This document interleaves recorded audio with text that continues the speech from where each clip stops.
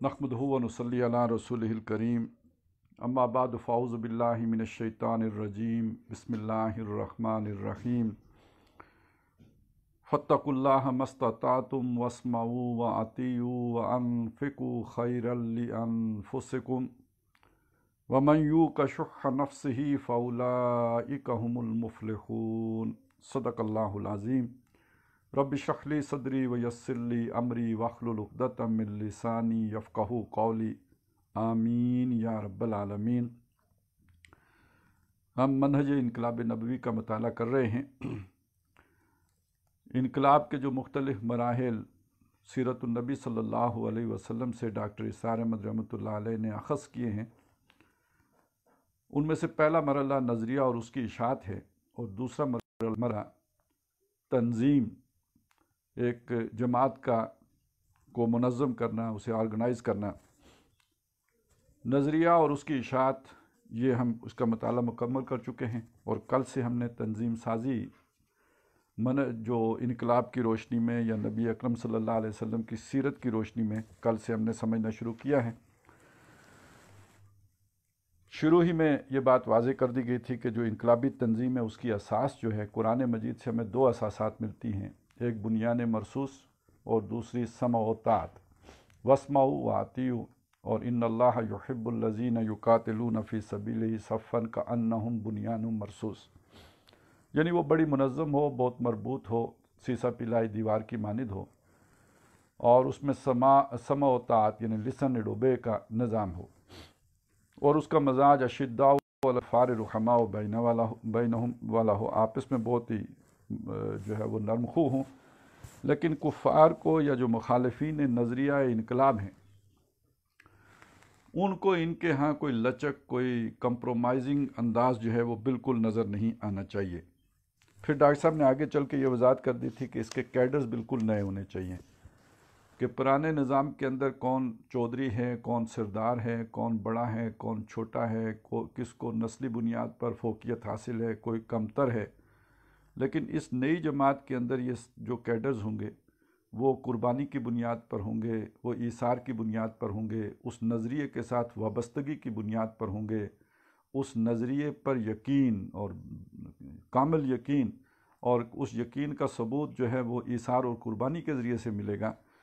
इस बुनियाद पर नई दर्जा बंदी होगी, ओहदे मिलेंगे, ज़िम्मेदारियाँ तफ़वीज़ की जाएंगी, लीडिंग रोल जो है वो सौंपे जाएंगे, तो उसकी बुनियाद जो है वो यानी दर्जा बंदी बिल्कुल नई होगी और कुर्बानी और इसार की बुनियाद पर होगी। उसकी मिसालें दी डॉक्टर साहब ने, और हज़रत बिलाल रज़ी अल्लाह तआला अन्हु को हज़रत उमर रज़ी अल्लाह तआला अन्हु भी सैयद और अपना सरदार और अपना आका कह कर पुकारा करते थे। और फिर इसी तरह उन्हीं हज़रत उमर रज़ी अल्लाह तआला अन्हु की महफ़िल का एक वाक़या सुनाया कि कुरैश के जो एक बड़े सरदार थे, उनके बड़े ज़िम्मेदार इंसान और बड़े मामला फ़हम और दाना और बीना शख्सियत सुहेल इब्न अम्र, और उनके बारे में भी ये वाक़या सुनाया कि हज़रत उमर रज़ी अल्लाह तआला अन्हु की महफ़िल में जो है उनको रफ्ता रफ्ता जूतियों तक जब पहुंचना पड़ गया, तो वहाँ से जाकर उन्हें अंदाज़ा हुआ कि ये जो है वो मेरी बड़ी तज़लील हो रही है, तौहीन हो रही है। तो उन्होंने हज़रत उमर रज़ी अल्लाह तआला अन्हु से इसकी शिकायत की। तो हज़रत उमर ने उन्हें तवज्जो दिलाई कि ये मकाम हासिल करने के लिए मैदान जंग में जाना पड़ता है, और उस तरफ उन्होंने इशारा भी कर दिया कि महाज खुला है, आप जाकर वहाँ से दर्जा और मकाम हासिल करके आ सकते हैं। तो ये बड़ी क्लियर इंडिकेशन है इस बात की कि जो इनकलाबी जमात होती है उसमें दर्जा बंदी जो है नई बुनियाद पर होती है, नए उसूलों पर, नई जो है वो बुनियादों पर होती है। उसके बाद ये बातें वाज़े करने के बाद अब वो आगे लिखते हैं कि फिर इस इनकलाबी जमात में समोतात का मामला किस नोयत का था, यानी नबी अकरम सल्लल्लाहु अलैहि वसल्लम की जमात में जो समोतात का मामला था उसकी नोयत क्या थी।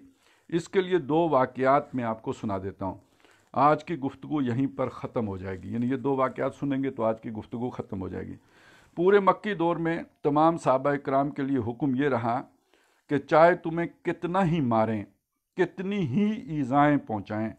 हत्ता कि तुम्हें हलाक कर दें, तुम हाथ न उठाओ। अपनी मुदाफ़ियत में भी हाथ उठाने की इजाज़त नहीं है, और तारीख़ में इसकी शहादत मौजूद نہیں ہے، تاریخ میں اس کی شہادت موجود نہیں ہے کہ کسی نے حضور کے اس حکم کی خلاف ورزی کی ہو۔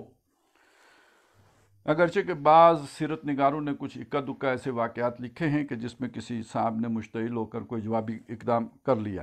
لیکن یہ کہ ڈاکٹر صاحب نے کہا کہ ایسی کوئی مستند شہادت موجود نہیں ہے۔ یہ بات نوٹ کرنے کے قابل ہے کہ قرآن مجید میں ایسا کوئی حکم نازل نہیں ہوا۔ یعنی یہ بات ڈاکٹر صاحب کیوں نوٹ کروا رہے ہیں کہ قرآن مجید میں ایسا کوئی حکم نازل نہیں ہوا؟ کہنے کا اس کے دو معنی ہو سکتے ہیں۔ ایک یہ کہ سنت رسول کی یہ اہمیت ہے کہ حضور صلی اللہ علیہ وسلم حکم دیں تو صحابہ کرام اس کو یہ نہیں پوچھتے کہ اللہ نے حکم دیا یا نہیں دیا، لیکن یہ کہ اس سے زیادہ جو اہمیت جو اس مقام پر وہ واضح کر رہے ہیں وہ یہ ہے کہ سمع و طاعت جو امیر کی ہوتی ہے، ظاہر ہے وہ یہ نبی کی حیثیت سے تو ہو تو پھر اللہ کا حکم دکھانا پڑے گا، جبکہ حضور صلی اللہ علیہ وسلم نے گویا ایک طرح کا انتظامی یا ایک حکمت عملی والا جو بھی آپ نے حکمت عملی وضع کی تھی اس کا ایک حکم دیا تھا، ایک آرڈر پاس کیا تھا، اور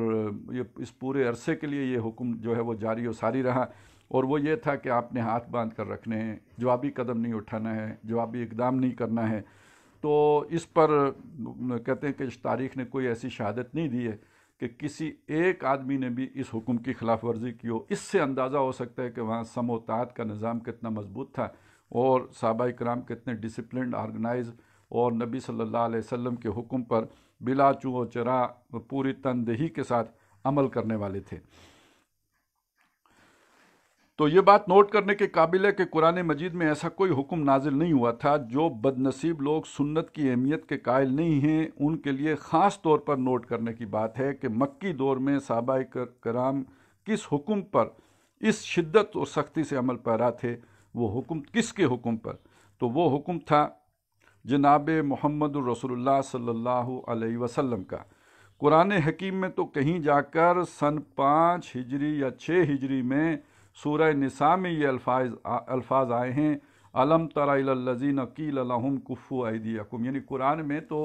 ایک سابقہ حکم جو حضور صلی اللہ علیہ وسلم نے دیا تھا اس کو ایک نظیر کے طور پر یا ایک مثال کے طور پر پیش کیا گیا ہے، وگرنہ یہ کہ قرآن میں ایسا حکم آیا نہیں تھا۔ اے نبی صلی اللہ علیہ وسلم، آپ نے ان لوگوں کا حال دیکھا جن کو حکم دیا گیا تھا کہ اپنے ہاتھ بندھے رکھو، لیکن پورے مکی قرآن میں یہ حکم موجود نہیں ہے۔ دراصل یہ حکم اللہ کا نہیں تھا بلکہ محمد الرسول اللہ کا تھا صلی اللہ علیہ وسلم۔ اللہ نے تو سورہ نساء کے اندر اس کی توثیق فرمائی ہے۔ بہرحال نبی صلی اللہ علیہ وسلم کے پاس جو وحی آتی تھی اس میں سے ایک وحی کا حصہ وہ ہے جسے ہم وحی مطلوب کہتے ہیں، یعنی قرآن مجید ہیں، لیکن یہ کہ جو دوسری وحی خفی ہے جو آپ کی طرف الہام ہوتا ہے، القاء ہوتا ہے، اس کی حیثیت بھی اس میں بھی اگر حکم دیا گیا ہو تو وہ حکم ہی ہے، لیکن یہ کہ وہ قرآن مجید میں یعنی وحی ظاہر میں یا وحی مطلوب میں جو ہے وہ حکم موجود نہیں تھا۔ سورہ نساء کی اس آیت سے ہمارے سامنے اس کی وضاحت ہو گئی ہے کہ اے مسلمانوں، ایک دور وہ تھا کہ جب حکم یہ تھا کہ ہاتھ بندھے رکھو۔ اس وقت تو تم کہا کرتے تھے کہ ہمیں جنگ کی اجازت ہونی چاہیے، اور آج جنگ کا حکم دے دیا گیا ہے تو گھبرا رہے ہو، یعنی تم میں سے بعض گھبرا رہے ہیں۔ یہ بات ہے سورہ نساء کی آیت نمبر 77 کی، جس میں وہ الفاظ آئے کفوا ایدیکم، ورنہ پوری مکی صورتوں میں کہیں یہ الفاظ نہیں ہیں۔ دراصل وہ حکم تھا جناب محمد الرسول اللہ صلی اللہ علیہ وسلم کا، یا یوں کہیے کہ اللہ تعالیٰ نے یہ حکم حضور صلی اللہ علیہ وسلم کو وحی خفی کے ذریعے سے دیا۔ وحی جلی میں یہ حکم بہرحال موجود نہیں ہے۔ ایک تو کسی جماعت کا اس درجے منظم ہونا اور اپنے رہنما، قائد اور لیڈر کے حکم کی پابندی کی ایسی مثال پوری انسانی تاریخ میں آپ کو نہیں ملے گی، یعنی اس طرح کسی نے اپنے رہنما کے حکم کی تابعداری کی ہو۔ دوسری اس کے برعکس مثال ہے، یعنی یہ تو حکم پورا کرنے کی مثال ہے، تو ایک دوسری مثال جو دی جا رہی ہے وہ ہے ایک موقع پر نظم کی عدم پابندی اور حکم عدولی بھی ہو گئی۔ ظاہر ہے انسان ہے تو پھر کچھ نہ کچھ ہو جاتا ہے، اور یہ مدنی دور کا معاملہ ہے۔ وہاں ڈسپلن توڑا گیا، پھر اس کی اللہ تعالیٰ کی طرف سے جو سزا دی گئی ہے اس سے آپ کو اندازہ ہوگا کہ اس ڈسپلن کا کیا مقام ہے جو مطلوب ہے۔ غزوہ احد میں کیا ہوا تھا؟ اللہ کا وعدہ تھا کہ مدد ہوگی، اور واقعتاً نصرت الہی آئی۔ پہلے ہی مقابلے کے اندر کفار کے قدم اکھڑ گئے اور مسلمانوں نے انہیں گاجر مولی کی طرح کاٹنا شروع کر دیا۔ لیکن اب وہ 50 تیر انداز جو حضور کی طرف سے جبل احد کے ایک درے پر معین کیے گئے تھے اور جنہیں حضور صلی اللہ علیہ وسلم نے حکم دیا تھا کہ چاہے ہم سب شہید ہو جائیں کوئی نہ بچے، اور تم دیکھو کہ ہمارے جسموں سے ہمارے گوشت کو نوچ نوچ کر پرندے کھا رہے ہیں، تب بھی یہاں سے نہ ہٹنا۔ حکم کی گیرائی کی کوئی انتہا ہے؟ 50 تیر انداز تھے جن کے کمانڈر حضرت جبیر ابن مطعم رضی اللہ تعالی عنہ تھے۔ ہوا کیا؟ اس واقعہ کو بیان کرتے وقت میں کہا کرتا ہوں کہ صحابہ کرام رضوان اللہ تعالی علیہم اجمعین کی عظمت کو سامنے رکھ کر صورت واقعہ کو سمجھیے۔ اصل میں اس موقع پر درے پر معین ان صحابہ کرام کی اکثریت سے اجتہادی غلطی ہوئی۔ انہوں نے یہ سمجھا کہ حضور کا حکم شکست کی صورت سے متعلق تھا۔ اب تو برعکس صورت سامنے آ گئی ہے، یعنی حضور نے تو فرمایا تھا نا، تم دیکھو کہ ہمیں جو ہے وہ گاجر مولی کی طرح کاٹ رہے ہیں، اور پھر یہ کہ ہمیں پرندے ہماری بوٹیاں نوچ رہے ہیں، تو تم نے یہ جگہ نہیں چھوڑنی۔ جبکہ صورت واقعہ یہ ہو گئی کہ مسلمانوں کو فتح نظر آنی شروع ہو گئی، نظر آ رہی تھی بالکل سامنے، تو برعکس صورت سامنے آ گئی، فتح ہو گئی ہے، کفار میدان جنگ سے فرار ہو رہے ہیں، لہٰذا یہ جگہ چھوڑنے میں کوئی حرج نہیں ہے، ہمیں بھی میدان میں چلنا چاہیے۔ لیکن ان کے کمانڈر حضرت جبیر ان کو روکتے رہے کہ حضور کے حکم کو سامنے رکھو، ہمیں کسی حال میں بھی حضور کے حکم کے بغیر یہاں سے نہیں ہٹنا چاہیے۔ یعنی یہ ایک طرح کی رائے کا اختلاف ہو گیا کہ وہ جو بھی ان کے ساتھی تھے ان کی رائے یہ تھی کہ حضور کا حکم صرف ایک صورت کے لیے تھا کہ اگر شکست ہو، اور جبکہ ان کے جو امیر تھے ان کی رائے یہ تھی کہ نہیں، حضور کا جو حکم تھا وہ ہر صورت کے لیے تھا، خواہ فتح ہو یا خواہ شکست ہو۔ تو اب وہ جو امیر تھے مقامی وہ کہہ رہے تھے کہ تم نے نہیں جانا، لیکن 50 میں سے 35 نے حکم عدولی کی۔ حضور کے حکم کی جو نافرمانی ہوئی اس کے متعلق تو ہم کہہ سکتے ہیں کہ تعویل ہو گئی، یعنی حضور کے حکم کو یعنی جانتے بوجھتے، یعنی واضح طور پر صریح طور پر نہیں توڑا گیا، بلکہ یہ کہ اس کی تو انہوں نے تعویل کر لی کہ حضور نے شکست کی صورت میں اس درے کو چھوڑنے سے منع فرمایا تھا، فتح کی حالت کے لیے تو نہیں فرمایا تھا۔ لیکن اس دستے کے جو کمانڈر ہیں، فیصلہ کا اختیار تو اس کے ہاتھ میں ہے۔ فوج میں جو دستہ کا کمانڈر ہوتا ہے اس کی بات کو ماننا ڈسپلن کا عین تقاضا ہے، بلکہ فرض ہے۔ دستے کے سپاہیوں کو کسی حکم کی تعویل کرنے کا قطعی حق نہیں ہے، یہ حق صرف اس کمانڈر کا ہے۔ اس دستے کے کمانڈر حضرت جبیر تو اپنے دستے کو روک رہے تھے، لہٰذا ان 35 نے اپنے کمانڈر کے حکم کی خلاف ورزی کی اور درہ چھوڑ کر میدان میں جا اترے۔ خالد ابن ولید جو اس وقت تک ایمان نہیں لائے تھے اور جنگ کی حکمت عملی کے ماہرین میں جن کا شمار ہوتا تھا، انہوں نے جب اس درے کو خالی دیکھا تو گھوڑ سواروں کا ایک دستہ کے ساتھ جبل احد کے عقب کا چکر لگا کر درے کے دوسرے سرے سے حملہ کر دیا۔ 15 صحابہ جو وہاں رک گئے تھے، جن میں حضرت جبیر بھی شامل تھے، سب کے سب شہید ہو گئے۔ خالد ابن ولید نے مسلمانوں پر پشت کی طرف سے حملہ کر دیا۔ فرار ہونے والے کفار نے بھی پلٹ کر ایک زوردار حملہ کیا۔ نتیجے کے طور پر ان 35 صحابہ کی ڈسپلن کی خلاف ورزی کی وجہ سے فتح شکست میں بدل گئی۔ 35 مسلمانوں کی حکم عدولی کی سزا 70 صحابہ کرام کی شہادت کی صورت میں سامنے آئی۔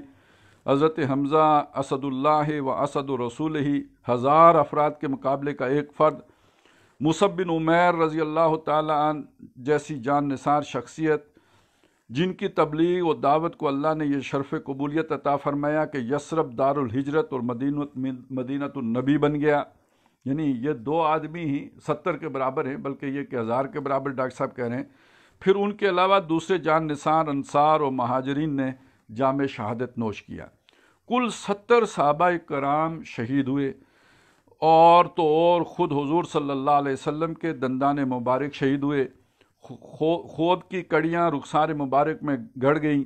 آپ پر غشی طاری ہوئی ہے، مسلمانوں میں سراسمگی پھیلی ہے، حضور کی شہادت کی خبر اڑی ہے، بہت سے صحابہ دل گرفتہ اور مایوس ہو کر بیٹھ رہے ہیں، بھگدڑ بھی مچی ہے۔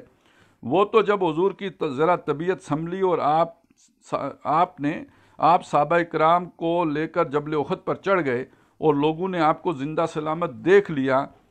تو پراگندہ جمعیت دامن قوم میں جمع ہوئی۔ بہرحال شکست تو ہو گئی، اتنا بڑا چرکا لگ گیا۔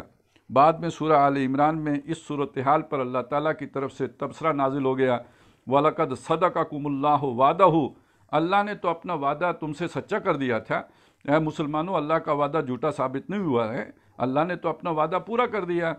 इस तखुस्सूनहुम बिइज़्निही, जब तुम उसकी इजाज़त से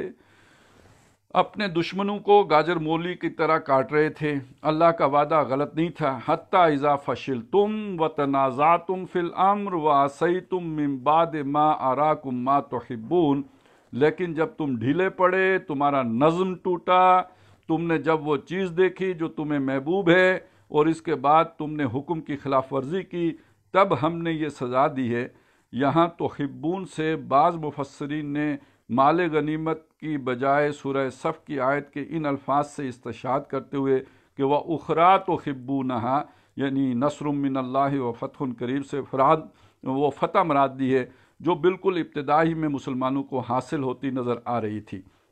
मुझे भी यही राय अपील करती है। अलबत्ता इससे अंदाज़ा होता है कि इस्लामी इनकलाब के लिए कैसी तंजीम मतलूब है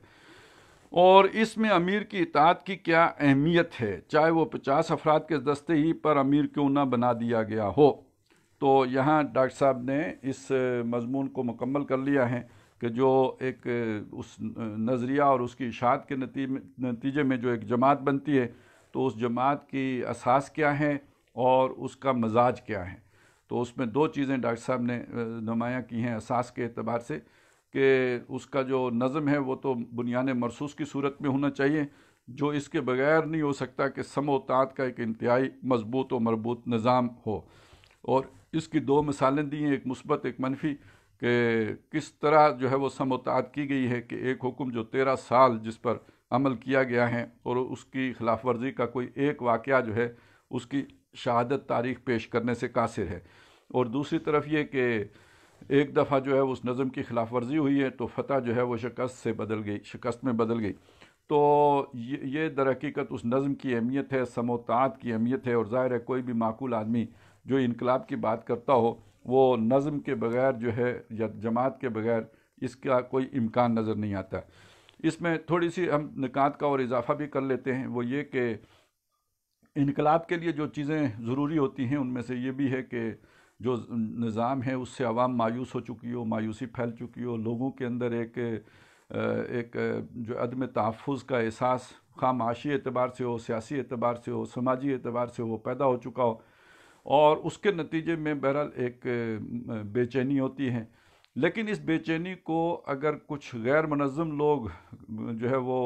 तहरीक में बदलेंगे तो खून खराबा बहुत ज़्यादा होगा, ये बहुत ही ब्लडी रेवोल्यूशन होगा। लेकिन अगर उसके साथ एक मुनज़्ज़म लीडरशिप होगी, मरबूत जमात का मतलब यहाँ पे एक बड़ी मुनज़्ज़म लीडरशिप है, एक दो आदमियों की लीडरशिप नहीं, लाख 2 लाख आदमियों की लीडरशिप। अगर एक ऐसी मुनज़्ज़म, समझदार, मामला फ़हम और जो हकीम और दाना किस्म के लोगों की एक जमात जो है वो मौजूद होगी,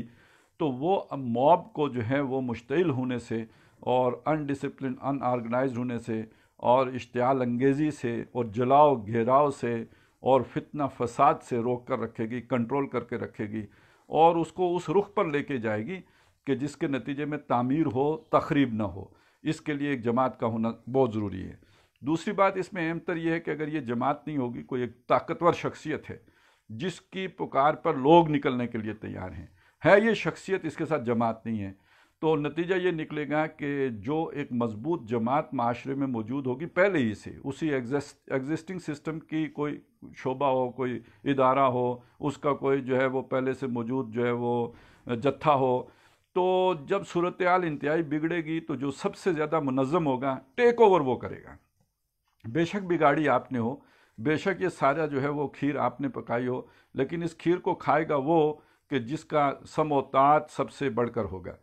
तो इस चीज़ को अगर आप देखें ना, यानी 70 की दहाई के निसफ़े आखिर में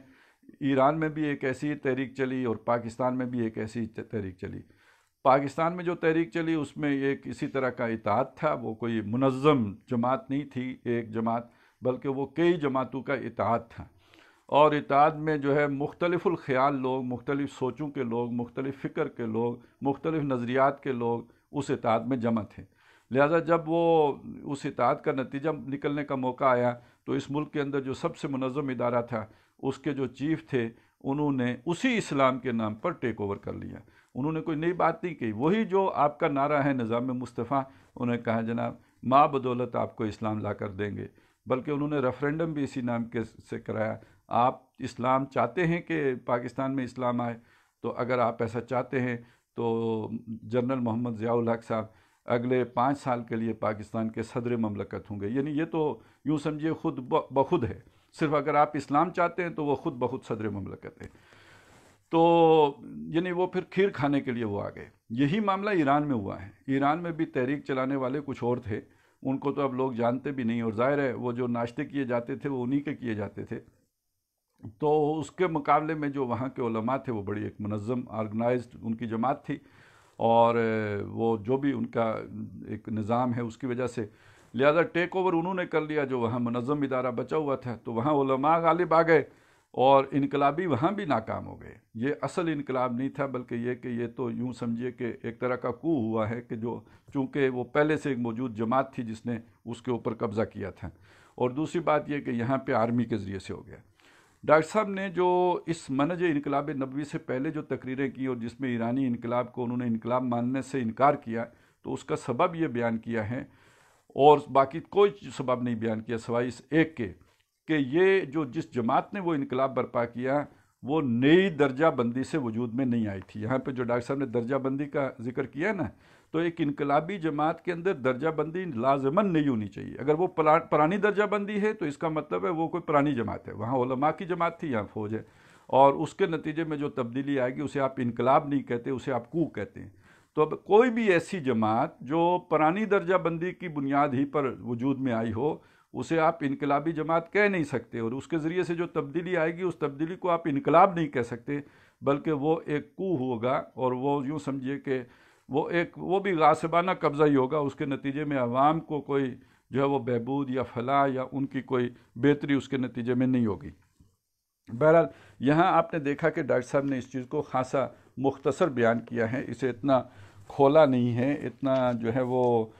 کھل کر سامنے نہیں آئی ہے بات، یا اتنی تفصیل سے نہیں آئی ہے جتنی تفصیل سے بات نظریے وغیرہ کی آئی تھی یا آگے تربیت کی آ رہی ہے.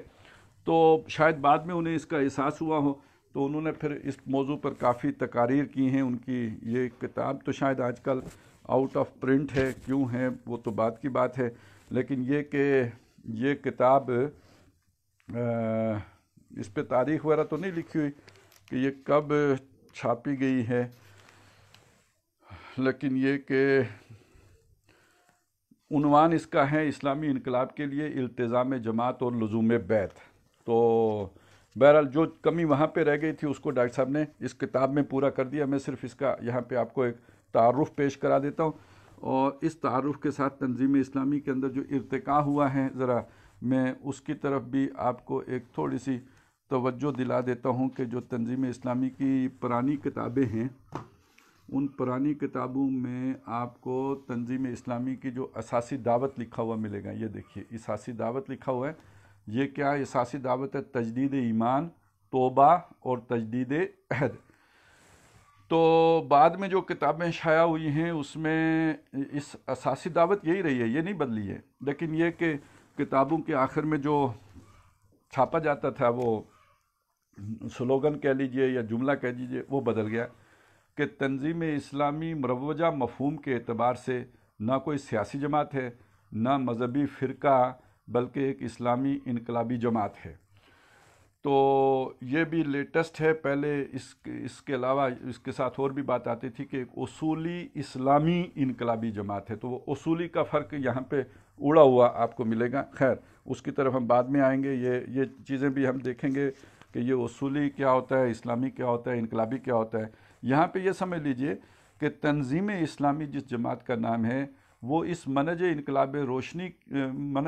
نبوی کی روشنی میں جس جماعت کا ذکر ہوا تھا، یعنی جس کی درجہ بندی نہیں ہو، جو سمع و طاعت پر جو مبنی ہو، اور یہ کہ جس کا مزاج اشداء علی الکفار رحماء بینہم والا ہو، اس مزاج کی حامل جماعت انقلابی جماعت کہلا سکتی ہے. تو تنظیم اسلامی ایک انقلابی جماعت ہے، لہٰذا اس کا مزاج لازماً یہ ہونا چاہیے کہ اس میں سمع و طاعت بھی ہو، اس میں جو ہے وہ بنیان مرصوص بھی ہو، اور یہ کہ سب سے بڑھ کر یہ کہ اس کا مزاج اشداء علی الکفار اور رحماء بینہم ہونے کے ساتھ ساتھ اس کے کیڈرز کی درجہ بندی رشتہ داریوں کی بنیاد پر نہ ہو کہ امیر صاحب کا قریبی رشتہ دار کون ہے اور ان کے خاندان کا جو ہے وہ چوزن خاندان کے طور پر نہ ہو، بلکہ یہ کہ جس نے دعوت لوگوں کو پہنچائی ہو اس انقلاب کے لیے، جس نے بڑھ چڑھ کر کام کیا ہو، لوگوں سے باتیں سنی ہوں، اپنی جو ہے وہ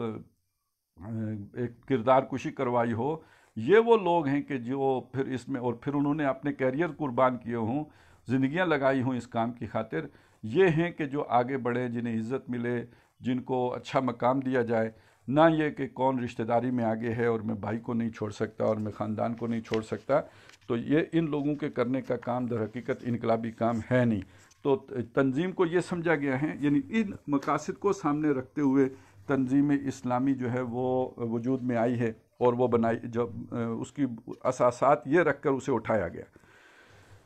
اب میں چاہتا ہوں کہ ذرا، چونکہ ایک بات کہی گئی اور بڑی تسلسل سے کہی گئی ہے، تنظیم کے حوالے سے کہی گئی۔ تنظیم کی ایک قرارداد تاسیس ہے، اور جیسے میں پہلے کل بھی عرض کر چکا ہوں کہ یہ قرارداد تاسیس در حقیقت ان لوگوں کے دور میں مرتب ہوئی جو جماعت اسلامی کو چھوڑ کر کسی نہ کسی درجے رد عمل کا بھی شکار تھے، اس ساری صورتحال سے، اس سموتات سے ذرا اکتائے ہوئے بھی تھے۔ تو یہ 1967 میں یہ قرارداد تاسیس لکھی گئی تھی تنظیم اسلامی کے نام سے، تو 1975 میں تنظیم اسلامی بنی ہے۔ تو ڈاکٹر صاحب نے اسی قرارداد تاسیس کو ایک تاریخی دستاویز کے طور پر اس تنظیم اسلامی کے لٹریچر میں شامل کر لیا۔ اس کی کوئی قانونی اور دستوری حیثیت نہیں رکھی انہوں نے، اسے صرف لٹریچر میں شامل کر لیا۔ اور یہ بات جو ہے، میں کل آپ کو اس کے ثبوت بھی دوں گا کہ ڈاکٹر صاحب نے یہ بات باقاعدہ تعین کرایا ہے، اس کا فیصلہ ہوا ہے اس کا، اور سالانہ اجتماعات میں اس کے فیصلے ہوئے ہیں کہ یہ ہمارا لٹریچر کا حصہ تو ہے لیکن اس کی کوئی قانونی، کوئی دستوری حیثیت اس کی نہیں ہے۔ لیکن یہ کہ اس عرصے میں جب سے موجودہ امیر تنظیم جو ہے وہ امیر بنے ہیں، ایک تو انہوں نے اسے ہر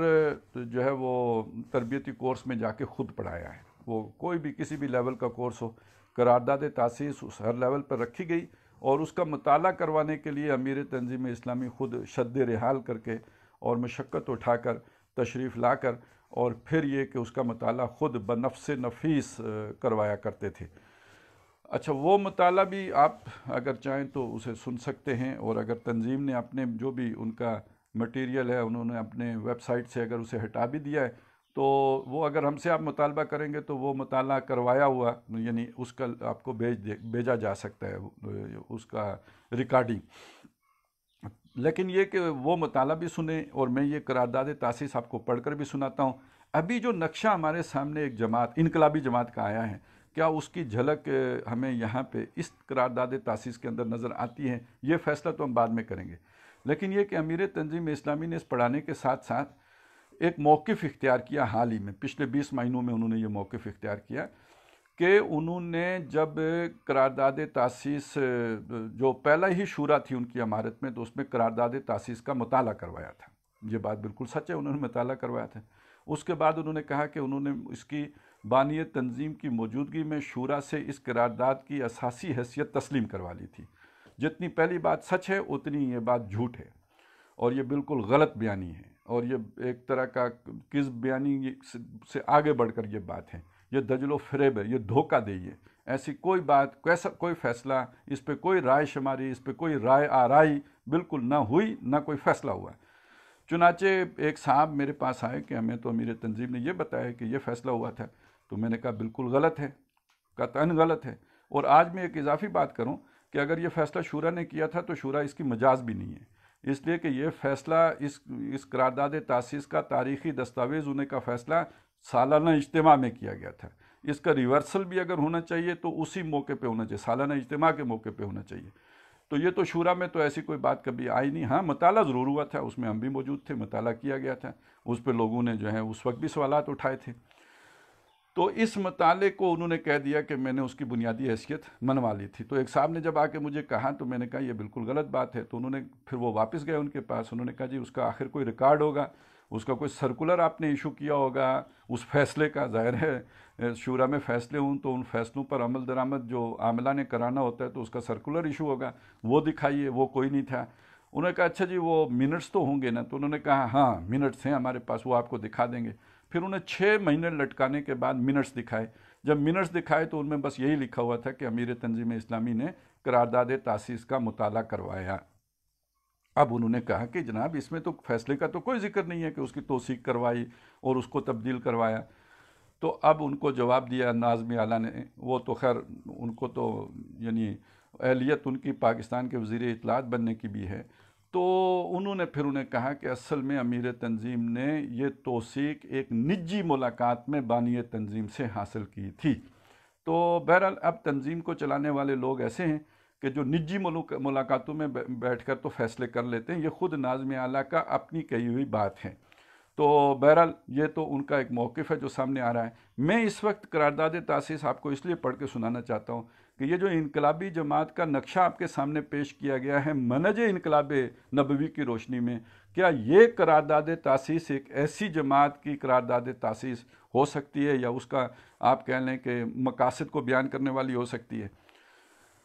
کہتے ہیں جی آج ہم اللہ کا نام لے کر ایک ایسی اسلامی تنظیم کے قیام کا فیصلہ کرتے ہیں جو دین کی جانب سے عائد کردہ جملہ انفرادی اور اجتماعی ذمہ داریوں سے عہدہ برا ہونے میں ہماری ممید و معاون ہو۔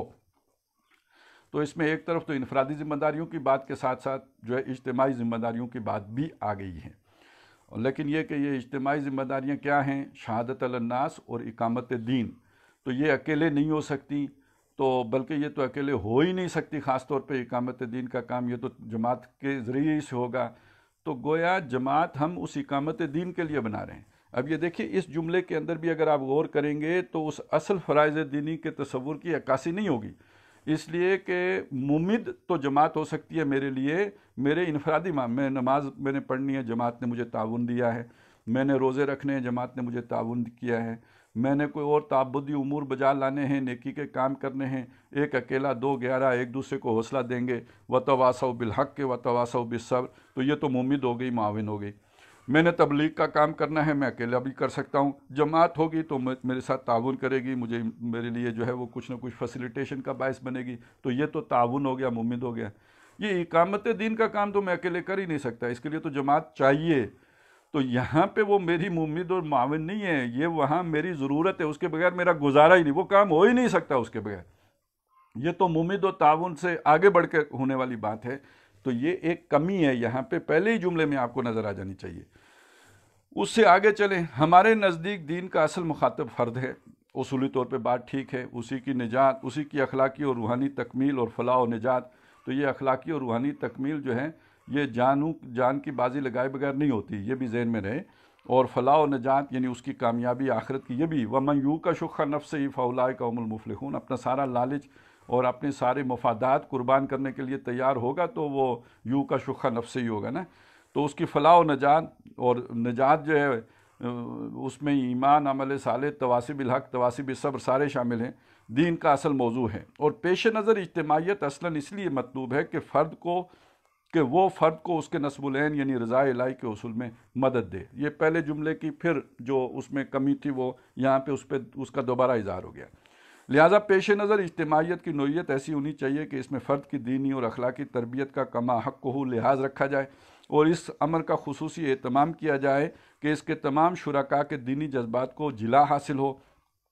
ٹھیک ہے جی، بس ان کو جلا حاصل ہو، ان کے علم میں مسلسل اضافہ ہوتا رہے، ان کے عقائد کی تصحیح و تطہیر ہو، عبادات اور اتباع سنت سے ان کا شغف اور ذوق و شوق بڑھتا چلا جائے، عملی زندگی میں حلال و حرام کے بارے میں ان کی حس تیز تر اور ان کا عمل زیادہ سے زیادہ مبنی بر تقوی ہوتا چلا جائے، اور دین کی دعوت اور اشاعت اور اس کی نصرت و اقامت کے لیے ان کا جذبہ ترقی کرتا چلا جائے۔ ان تمام امور کے لیے ذہنی اور علمی اور رہنمائی کے ساتھ ساتھ عملی تربیت و تاثیر صحبت کے اہتمام کی جانب خصوصی توجہ ناگزیر ہے۔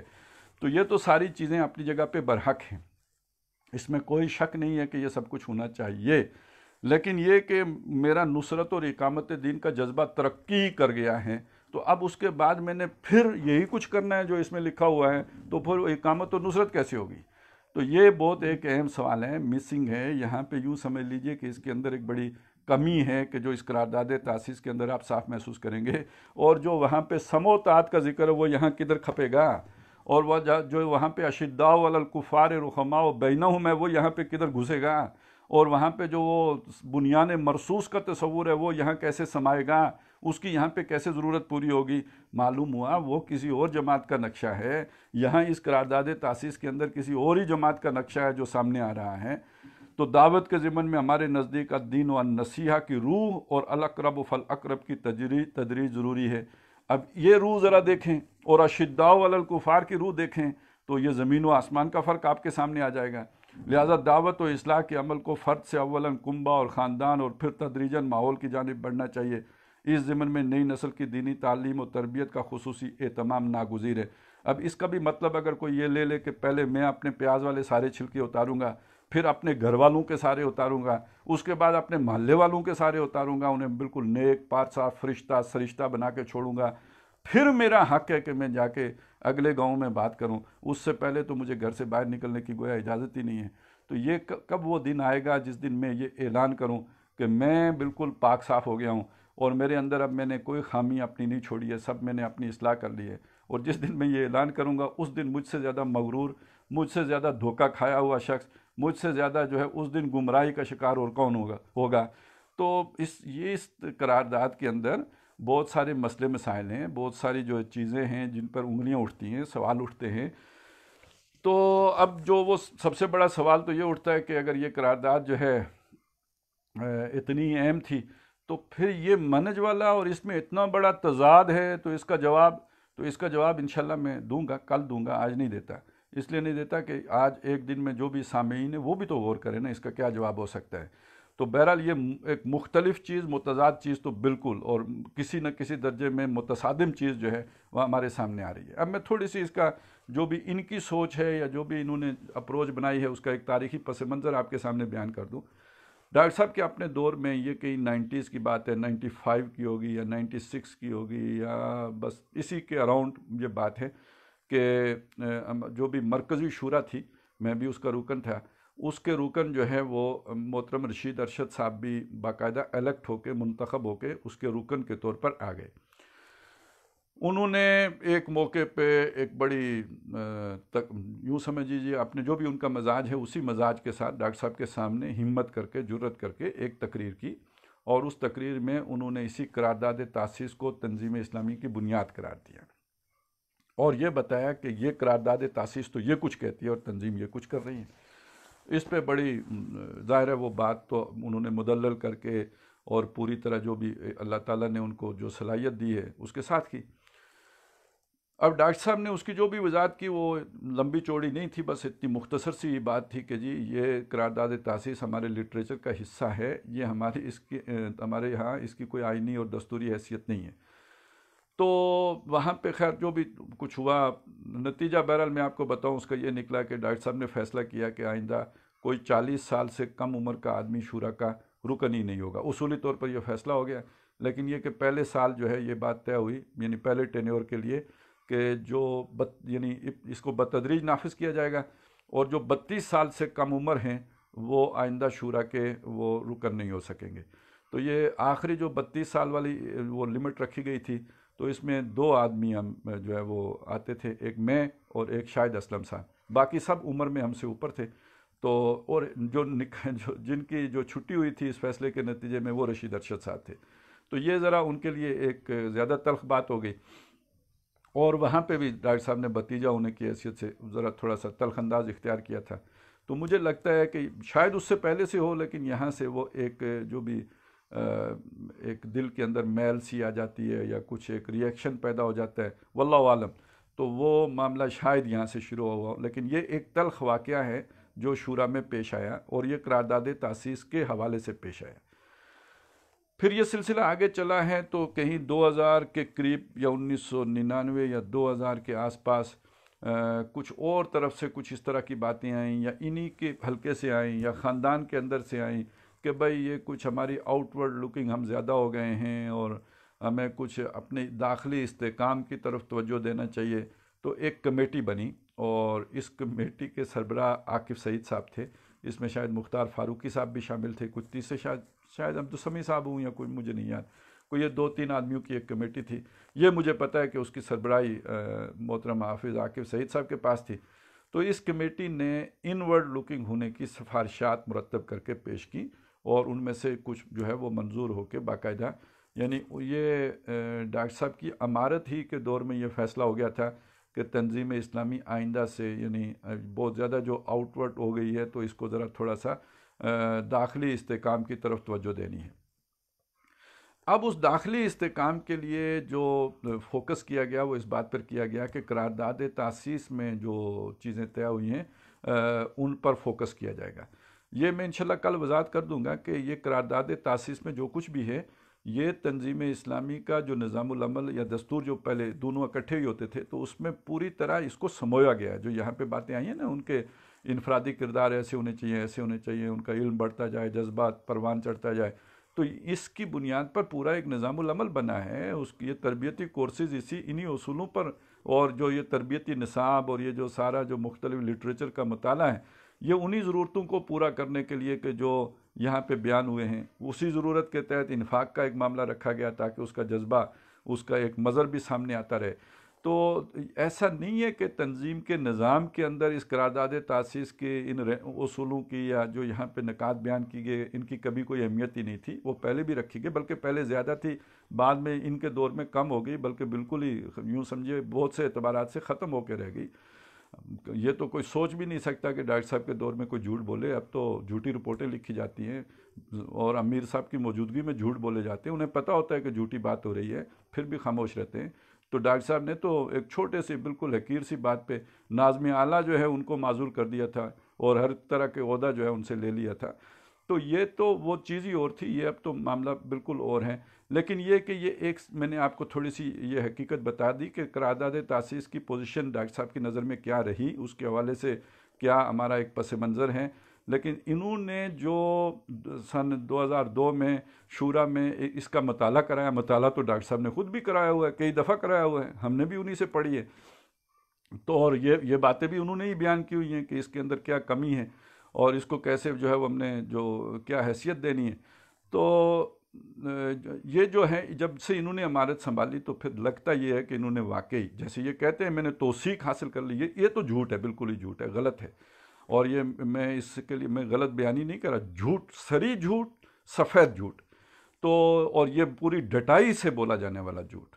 اور مکاری سے بولا جانے والا جھوٹ، یہ ایک چال بازی سے بولا جانے والا جھوٹ ہے۔ تو یہ تو اپنی جگہ پہ ہے، لیکن یہ کہ انہوں نے ظاہر ہے اس سے یہ تو ثابت ہو گیا کہ یہ طے کر لیا تھا کہ ہم قرارداد تاسیس کے مطابق تنظیم کو اٹھائیں گے۔ تو قرارداد تاسیس سے جس تنظیم کی جھلک ملتی ہے وہ ایک تبلیغ کی حد تک ہے، اس سے زیادہ ممد و معاون ہے وہ، بس آپ کے کام میں، تو آپ کو اس کی کوئی ضرورت نہیں ہے، وہ آپ کے کام میں ممد و معاون ہے۔ دوسرا اہم تر سوال یہ ہے کہ اگر یہی تنظیم ہے جو قرارداد تاسیس پیش کر رہی ہے تو پھر بیعت کا نظام رکھنے کی کیا ضرورت ہے؟ سب سے بڑا سوال تو یہ ہے۔ یہ اس تصور کے اندر جو قرارداد تاسیس نے پیش کیا ہے تو پھر بیعت کے نظام کی ٹک کیا ہے؟ وہ تو آپ نے انقلاب برپا کرنا ہے اور اشداء علی الکفار کے مظاہرے کرنے ہیں، تو پھر آپ کو نظم چاہیے، ڈسپلن چاہیے، آرگنائز جماعت چاہیے، سموتات تو تب چاہیے، اور اس کے لیے یعنی ڈاکٹر صاحب نے تو عنوان ہی یہ باندھے نا، اسلامی انقلاب کے لیے التزام جماعت اور لزوم بیعت، اور ہمارا جو عہد ہے اس میں بھی یہ ہے کہ یہ جو ہے میں یہ سارا میں جان بھی لگاؤں گا، مال بھی کھپاؤں گا، لِإِقامَتِ دِینِهِ وَإِعْلَاءِ کَلِمَتِهِ، تاکہ اس کا دین جو ہے اس کی اقامت ہو اور اس کا کلمہ سربلند ہو۔ تو وَلِأَجْلِ ذَلِكَ، اس مقصد کو پورا کرنے کے لیے میں یہ سموتات پھر فی المعروف کی بیعت کر رہا ہوں۔ تو یہ تو سارا اس مقصد کے لیے تھا، جب یہ مقصد ہی نہیں رہا تو بابا جی پھر بیعت کی کیا ضرورت رہ گئی باقی، پھر سموتات کی کیا ضرورت رہ گئی باقی، پھر اس آرگنائزڈ جو ہے اس درجے میں آرگنائزڈ جماعت کے بنانے کی کیا ضرورت رہ گئی باقی، تو یہ تو آپ نے اپنے پاؤں پہ خود ہی کلاڑا چلا لیا ہے۔ تو یہ کچھ چیزیں تھیں کہ جو بالکل ہی یوں سمجھ لیجئے کہ ایک انقلابی جماعت کا نقشہ قطعاً قرارداد تاسیس کے اندر سے سامنے نہیں آتا۔ تو اگر ان کا یہ دعویٰ ہے کہ انہوں نے اس کی توثیق کرا لی تھی، وہ دعویٰ تو غلط ہے، لیکن یہ تو بات ثابت ہو گئی کہ جب وہ یہ کہتے ہیں تو انہوں نے ان 18 سالوں میں در حقیقت اسی قرارداد تاسیس کے اصولوں کے مطابق تنظیم کو چلانے کی کوشش کی ہے، جس کا مطلب یہ ہے کہ یہ وہ انحراف تو خود ان کے اپنے اس دعوے سے ثابت ہوتا ہے۔ تو بہرحال کل انشاءاللہ تعالی ہم اس چیز کو سامنے رکھے کہ قرارداد تاسیس کی دستوری اور قانونی حیثیت ہے کیا تنظیم میں، ثبوت کے ساتھ، اور تنظیم کے لٹریچر سے میں انشاءاللہ تعالیٰ آپ کے سامنے پیش کروں گا، اور اس کے بعد پھر انشاءاللہ ہم آگے جو ہے تربیت کا جو مرحلہ ہے اس کا مطالعہ شروع کریں گے۔ اقول قولی ھذا واستغفر اللہ لی ولکم ولسائر المسلمین والمسلمات۔ اب اگر آپ کا کوئی سوال ہوا تو میں وہ لے لوں گا۔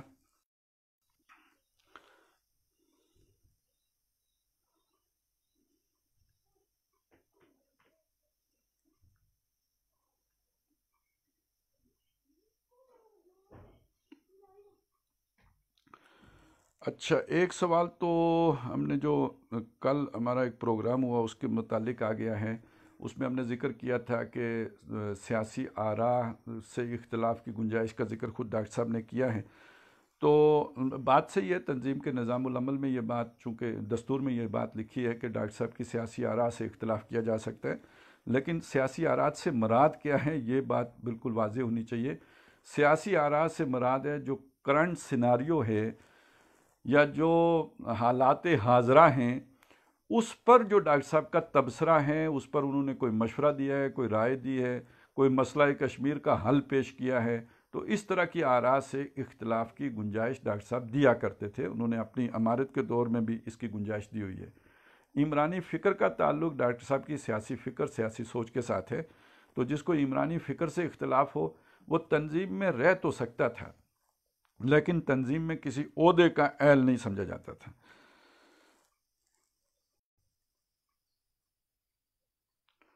اچھا جی، اس کے علاوہ جناب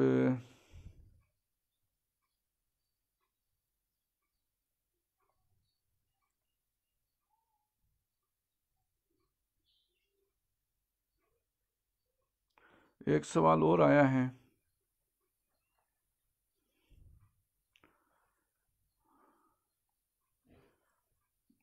چلیں میں ذرا ادھر سے دیکھ لوں۔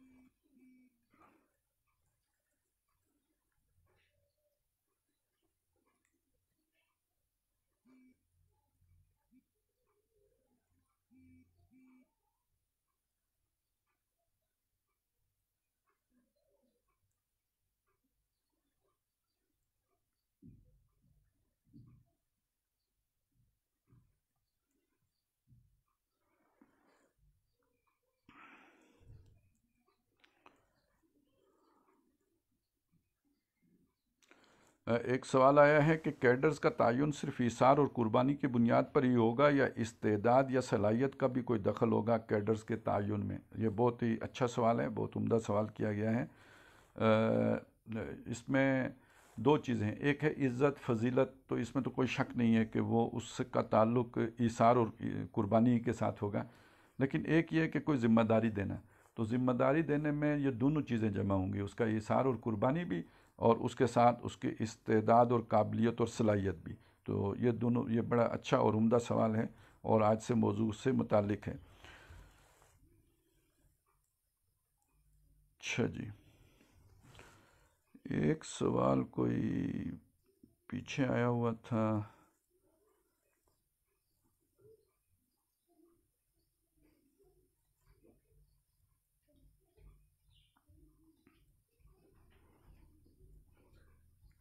اس کو بھی اگر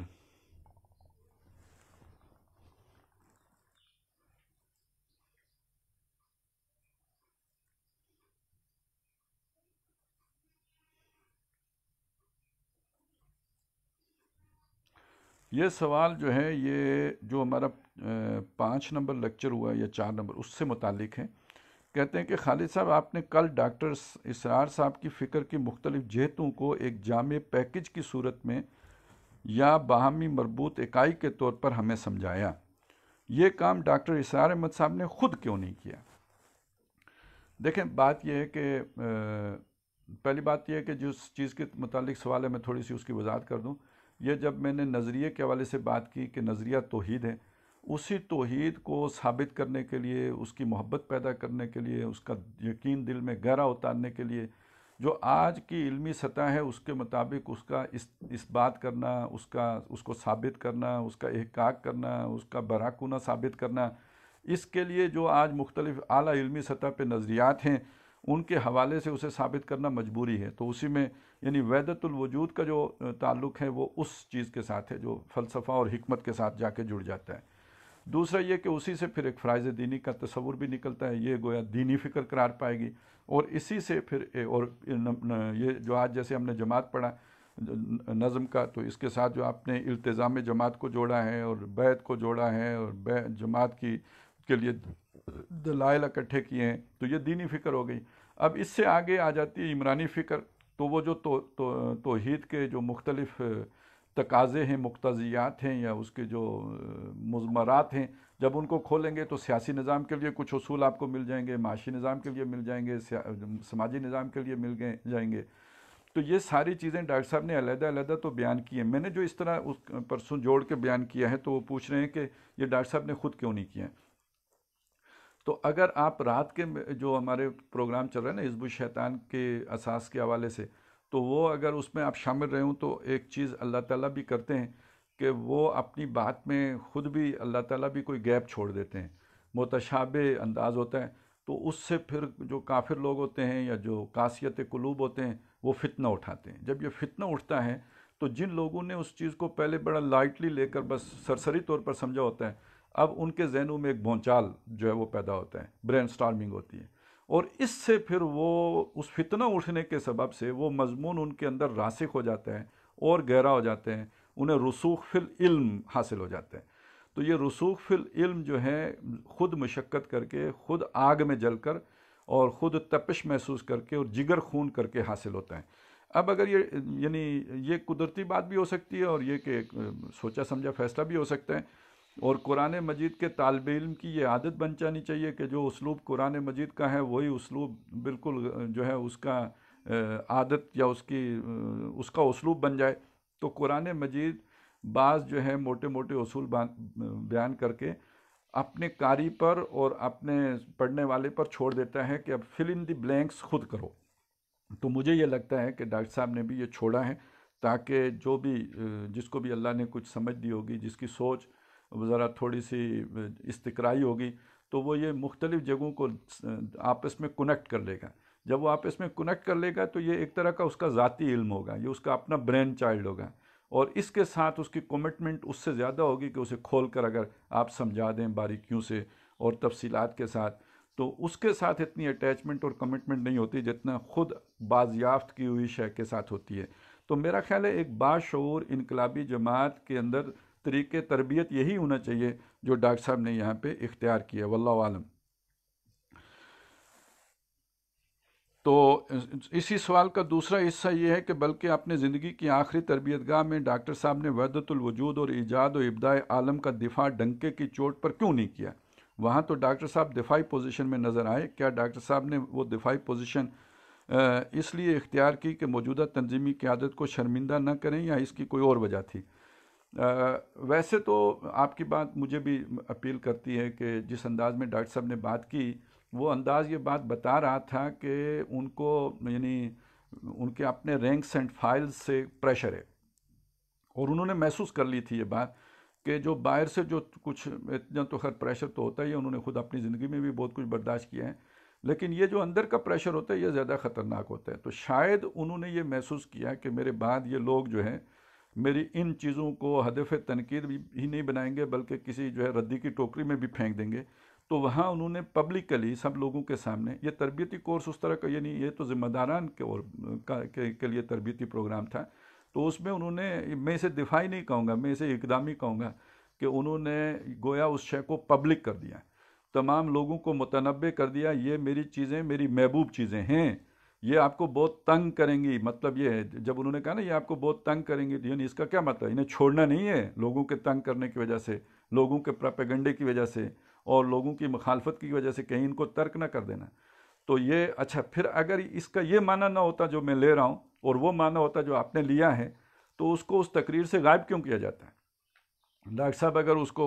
بالکل ہی جو دفاعی انداز ہی ہوتا اور بالکل جو ہے اس کو کوئی اتنی اہمیت نہ دے رہے ہوتے تو